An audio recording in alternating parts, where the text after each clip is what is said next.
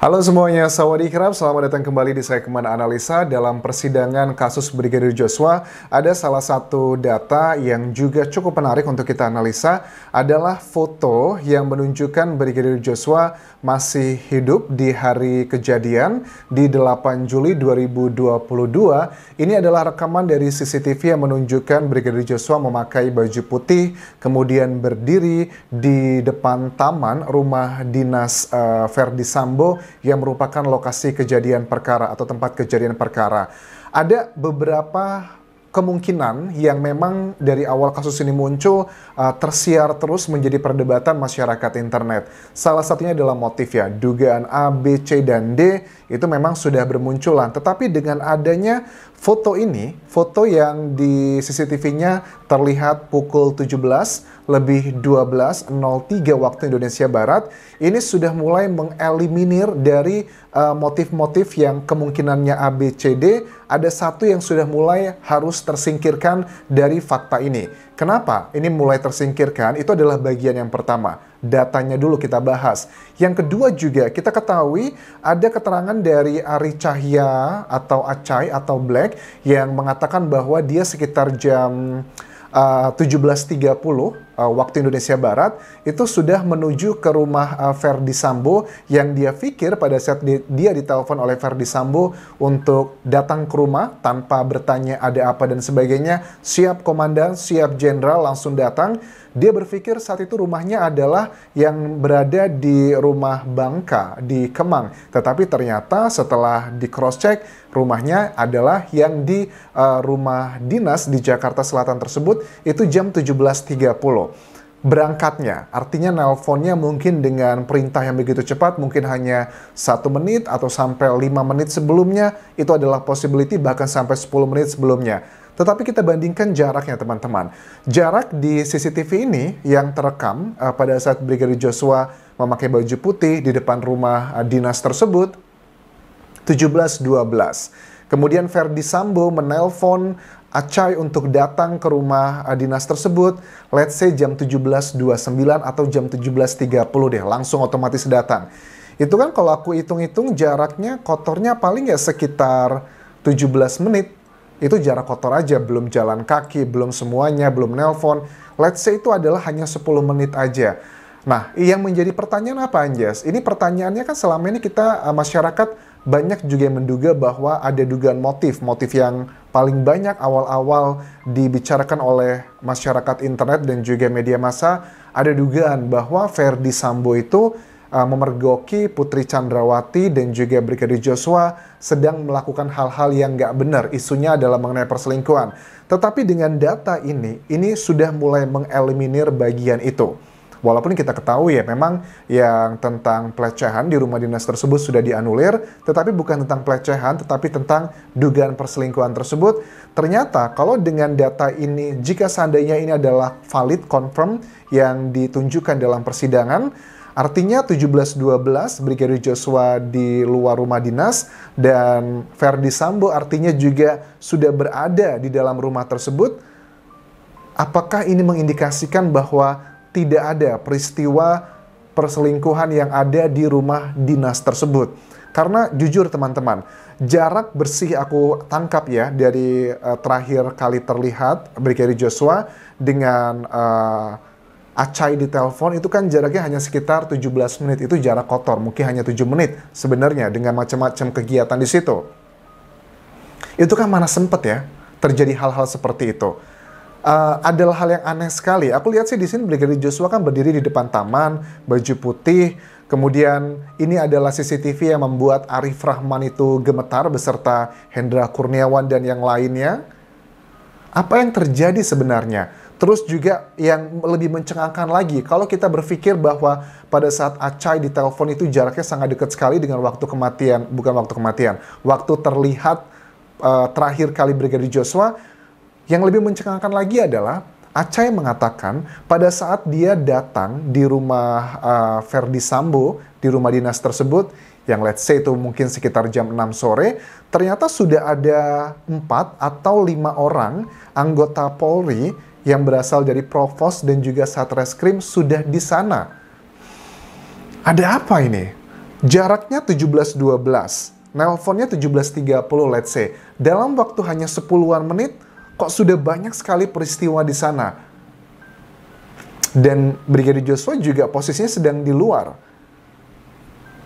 Apa yang terjadi sebenarnya? Kalau untuk bagian menurut aku, Brigadir Joshua dipergoki dengan Putri Chandrawati di rumah dinas tersebut, kemungkinan besar itu sudah tereliminasi. Tidak ada peristiwa tersebut. Karena kan memang sampai sekarang motifnya masih cukup banyak, ada beberapa poin. Tetapi dengan data ini, jika ini benar, itu sudah tereliminasi. Dari sini juga, dengan begitu rapinya seorang Ferdy Sambo, sudah ada 4 atau 5 anggota Provos dan juga Satreskrim menurut keterangan Acai dalam persidangan. Dan juga jaraknya hanya belasan menit saja dari waktu Brigadir Joshua terlihat di CCTV terakhir hidup di situ.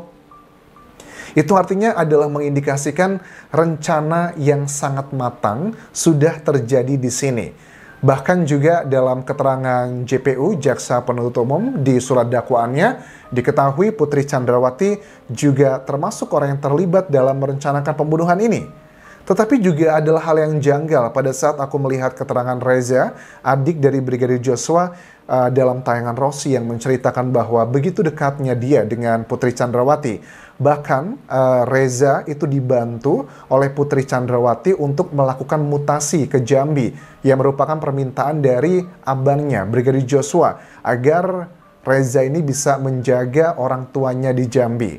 Untuk mutasi itu sangatlah sulit sekali teman-teman untuk PNS ya. Untuk polisi apalagi begitu. Tetapi Putri Chandrawati bisa dengan sangat mudah merekomendasikannya. Dan juga diketahui bahwa Reza ini juga beberapa kali juga mengechat Putri Chandrawati, inisiatif pribadi, dan itu bukan hal yang aneh. Karena menurut dia sudah dekat dengan Putri Chandrawati, dekat dalam hubungan sosial ya, bukan ada hubungan asmara atau hal-hal yang negatif seperti itu. Tetapi kenapa ini bertolak belakang dengan fakta-fakta di persidangan yang menunjukkan Putri Chandrawati menyimpan sakit hati yang begitu mendalam dengan Joshua? Apa yang terjadi?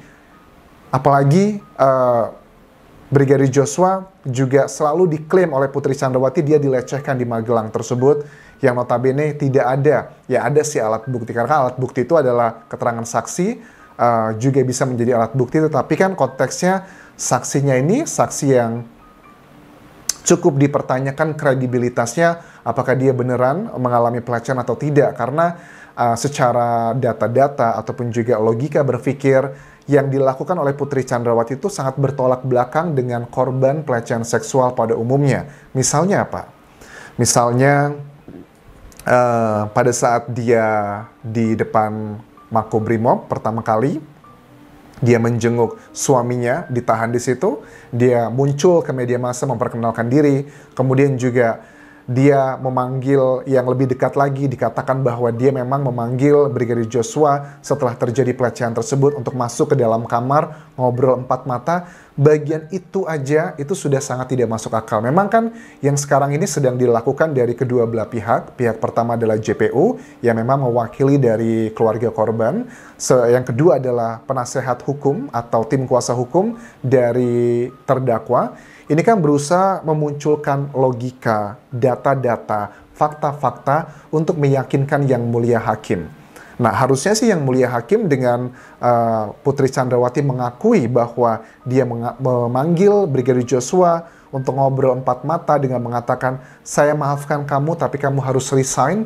Itu kan sebuah indikasi ada yang tidak beres. Banyak kok masyarakat, aku rasa bukan cuma aku aja, yang tidak percaya dengan pelecehan tersebut di Magelang. Banyak yang tidak percaya, aku yakin sekali. Kalau kalian yang percaya, kalian boleh tuliskan di kolom komentar video ini, apa alasannya kok kalian percaya dengan pelecehan yang ada di Magelang tersebut, agar mungkin aku mendapatkan insight baru. Oke, bahasa tubuh dari Acai, Ari Cahya ini yang juga mengatakan bahwa dia datang jam 17.30, dan ini juga diamini karena untuk mengkonfirmasi apakah benar dia datangnya 17.30, itu pasti sudah di cross check ya, dia nggak bisa bohong untuk bagian ini. Handphonenya sudah dicek kapan panggilannya terakhir dengan Ferdy Sambo, kemudian juga dari CCTV dia keluar jam berapa, dia mengatakan 17.30, aku yakin 91%, 9%-nya kan ada possibility juga kebohongan, aku yakin dia tidak berbohong. Bahasa tubuhnya Acai ini terlihat orang yang sangat tegang dan juga ketakutan selama persidangan. Acai memang tidak menjadi terdakwa dalam kasus ini karena dia diselamatkan. Posisi dia saat itu sedang berada di Bali untuk menghadiri pernikahan temannya. Itu untung, tetapi dia memerintahkan anak buahnya untuk membantu apa yang diminta oleh Ferdy Sambo saat itu, yang juga merupakan salah satu terdakwa di sini. Bahasa tubuhnya itu ketakutan sekali Acai. Bahkan pada saat dia megang mikrofon, itu berkali-kali dipegang, dilepas. Kesannya kan kayak mikrofonnya yang rusak. Padahal mikrofonnya itu baik-baik saja. Itu tipikal orang yang biasanya ketakutan. Karena orang itu ketakutan ada beberapa hal. Tapi kalau dalam konteks ini aku menilai Acai sedang dalam tekanan. Ada beberapa kebohongan, ada beberapa fakta yang dia tidak mau keceplosan, bahkan ada beberapa keterangan dari Hendra Kurniawan yang tertulis dalam BAP, berita acara pemeriksaan, itu kan dikonfrontir dengan Acai, dan itu tidak make sense. Bahkan ada salah satu pertanyaan ya dari jaksa penuntut umum tentang CCTV. Di lokasi kejadian TKP, Anda melihat CCTV tidak? Katanya, oh iya ada, CCTV-nya menghadap ke tangga. Menurut Anda, apakah CCTV yang menghadap ke tangga itu akan bisa mengcover semua area-area tersebut? Saya tidak tahu, Yang Mulia. Saya tidak tahu gitu, intinya dia katakan. Terus ditanya, apakah Anda punya CCTV di rumah? Iya, saya punya. Sebenarnya nggak usah perlu punya CCTV di rumah. Saat kita pakai HP ya, kita mengarah ke sini gitu, mengarah ke kameraku. Tetapi di samping kanan kiri itu juga kelihatan. Menurut aku, apa yang dikatakan Acai ini hanyalah bagian-bagian kebenaran saja, tetapi ada bagian kebenaran yang sedang ditutupi. Alasannya apa? Ya Hendra Kurniawan. Hendra Kurniawan posisinya masih anggota Polri, belum dilakukan PTDH karena memang ada saksi yang katanya masih sakit. Ya itu sudah aku bahas di video sebelumnya untuk pembahasan mengenai Hendra Kurniawan. Pegang mikrofonnya itu berkali-kali diganti-ganti karena sebenarnya nggak ada yang rusak. Dia memegangnya efek nervous tersebut, mungkin ngomongnya itu tidak depannya mikrofonnya, tapi dari samping, makanya nggak kedengeran suaranya. Sampai hakim juga menginstruksikan, oh ada apa nih dengan mikrofonnya, coba dicek. Sebenarnya nggak ada masalah, karena dia tuh lagi nervous. Nervous ya pada umumnya kalau untuk konteks persidangan seperti ini, karena dia sedang menutupi sesuatu hal. Dan menurut aku ini ada sesuatu hal yang memang sangat besar sekali. Yang pertama, dengan data ini sekali lagi aku tegaskan, menurut aku teman-teman, Brigadir Joshua terlihat jam 17.12.03, kemudian Acai ditelepon jam 17.29 atau 28 atau 20 sebelumnya, yang intinya adalah jarak antara Brigadir Joshua sudah dihabisi dengan ditelepon orang-orang tersebut, itu hanya hitungan menit sekali. Artinya itu sudah perencanaan yang sangat matang sekali, tidak mungkin ada ditemui 4-5 anggota Polri yang sudah datang lebih dulu dibandingkan dengan Acai. Oke, ini adalah beberapa hal yang menurut aku juga teka-tekinya apa ya. Ini kayak main puzzle gitu teman-teman. Aku juga masih berpikir apa yang bisa kita tarik insight dari sini semua. Acai kan memang aku bilang tadi liburan ke Bali itu adalah bukan di hari itunya teman-teman, tetapi di hari berikutnya kan ya, di pagi berikutnya kan dia mau ke Bali, mau ke pernikahan temannya. Aku ralat bagian pertama tadi agak keliru. So, kalian boleh tuliskan di kolom komentar video ini, ada possibility apa atau dugaan-dugaan apa yang sudah mulai tereliminasi pada saat kita mendapatkan data 17.12.03 ini yang terlihat Brigadir Joshua masih hidup berdiri di depan rumah dinas Ferdy Sambo. Terima kasih sudah menonton, sampai ketemu lagi di video berikutnya. Tinggalkan like dan juga komen, serta subscribe channel YouTube ini, dan juga follow Instagram, serta Facebook pageku Dianjas Asmara, karena aku juga sering live di sana untuk ngebahas mengenai persidangan kasus Ferdy Sambo dan kawan-kawan ini. Kabun kerap semuanya, bye-bye.